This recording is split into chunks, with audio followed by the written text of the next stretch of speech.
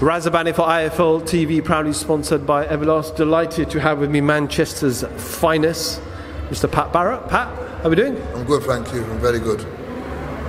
Especially now Carl has just won that the WBC international title on our shows. Makes you feel good. Obviously, your first main event, obviously tonight, was obviously the female event. Went the full distance. Did you expect it to go the full distance?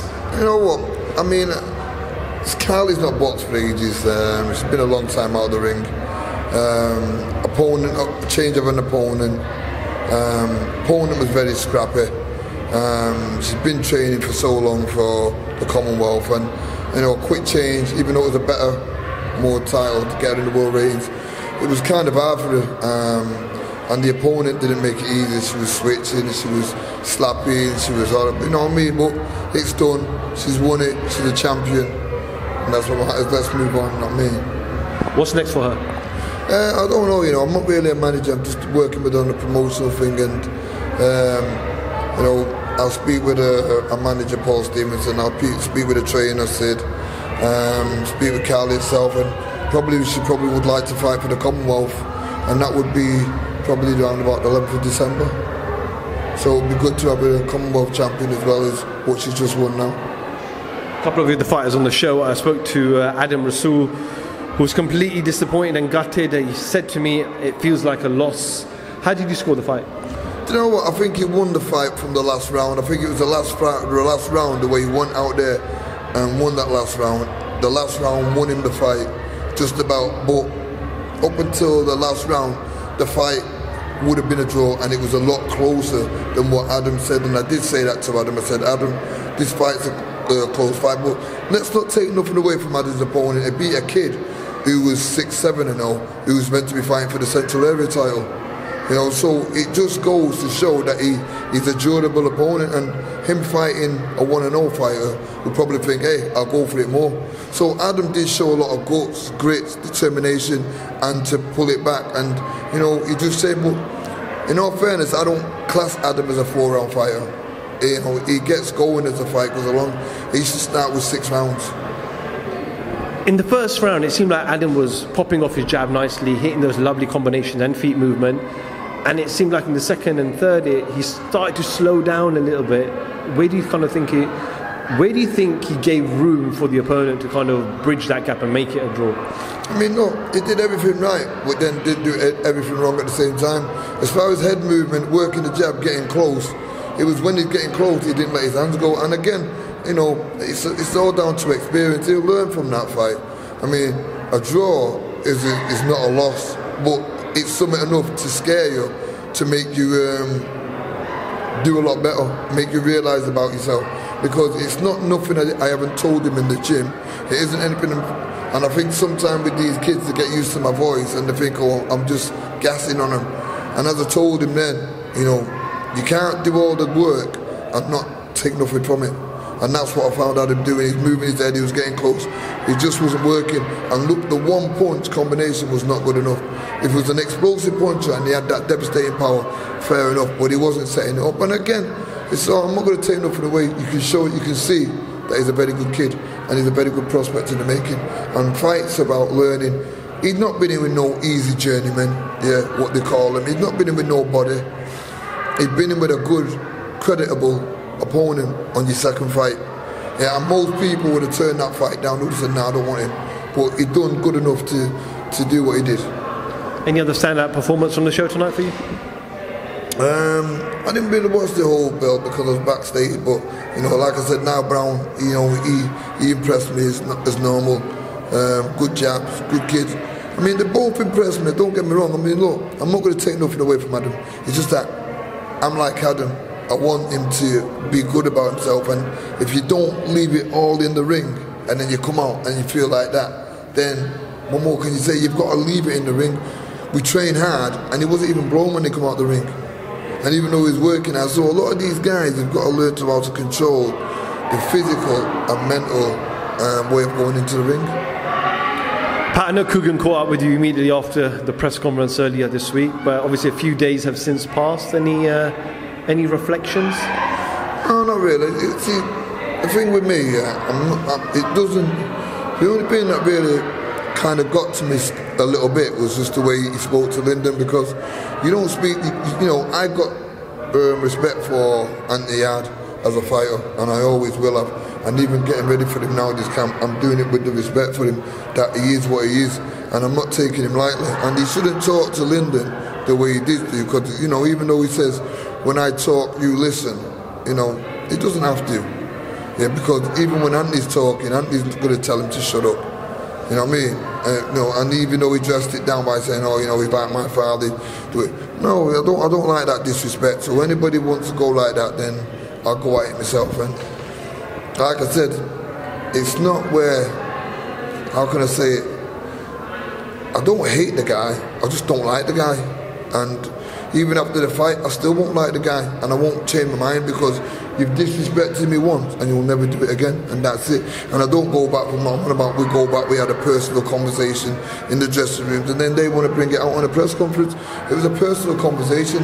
As I said, it was a close fight, man boxed with one hand. What do you expect? You've got two hands. Got to be a close fight, yeah? He landed one right hand, and the one right hand I pleaded with Lyndon to throw it, and he thrown it. And he landed it. So could you imagine what it's going to be like right now when he's 100% and he's got nothing in his mind? He's going to be 100% and he's going to land the two hands and land them at will. So this is what they're doing. Lyndon's power is being underestimated, yeah, in a big, massive way, because he's never felt it, which is fair enough. But don't underestimate what you don't know.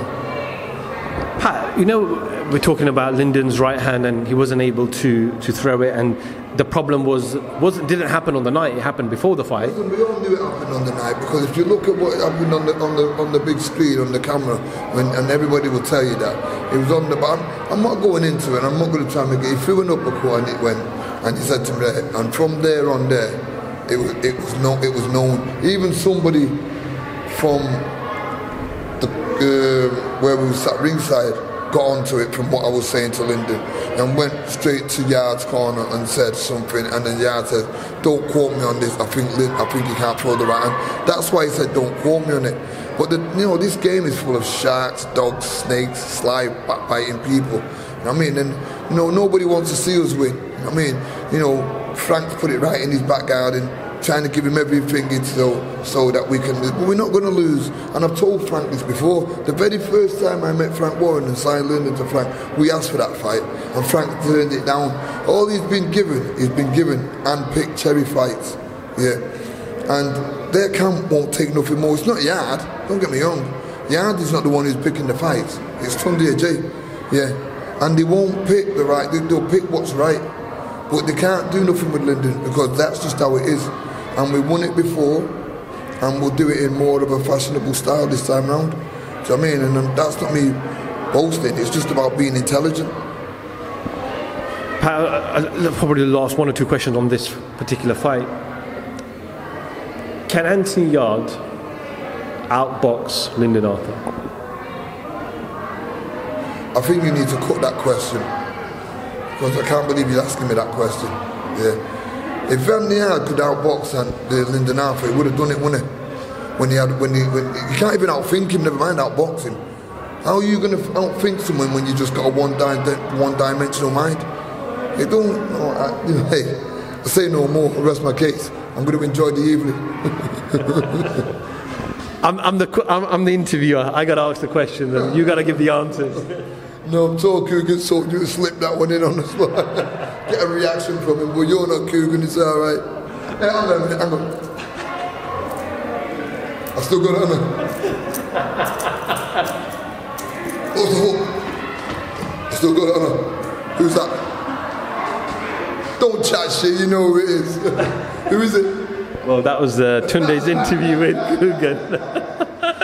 Pat, before you go. Obviously, what riled up Tunde was that comment you made about going over and punching his head in. Let's not talk about that, because you know what, yeah. And at the time, asked me to mean it, of course I would have done it. Because it's not like I'm going to say what I don't mean just to boost up for the cameras. I don't like disrespect. Respect is something that he can never have, as much as he thinks he's got it. Respect is something that you have to earn. You have to earn it from where he said he was that close to going back from. And if you had been there on that, he'd know what it's like, that circuit. As he talked about shaming his family, yeah. I don't shame nobody. I am my family. As he said, if I've got kids to be disgusted with me, I have got kids, and they're never going to be disgusted with me, because it's like I just said, yeah. I would be look, if I've got a little boy, yeah, and my dad sits on the stage, and somebody says, "I'll punch your fucking head in," and you're going to sit there like a bitch and take it. And now I'm getting up that stage. I'm like, what are you going to do? What? You're going to punch? What? Here what? Let me tell you something. Come on, let's go outside. Let's do this. I'm not interested. Forget about styles, pastor, anything. You just said something to me now. Never mind chatting down there going, oh, this and all that. Look, forget about that. We don't play this game. It's real. Just like we don't play boxing. It's real. If you're about that, you're about that. If you're not, then hey, simple. But don't say to me you're something that you're not. Because don't contradict yourself. I am what I am. And I never will change who I am to what I am. Yeah? I'm just a road man with an intelligent man that can train fighters as well. I'm versatile. I can be whatever you want me to be, yeah, at that right time. So don't push no buttons. Peace out. Just finally, are Liverpool going to smash Manchester United tomorrow, Pat? Yeah, you know what? You're probably right, because I'm a Man City fan. Pat Barrett, IFL TV, thank you very much. Thank you.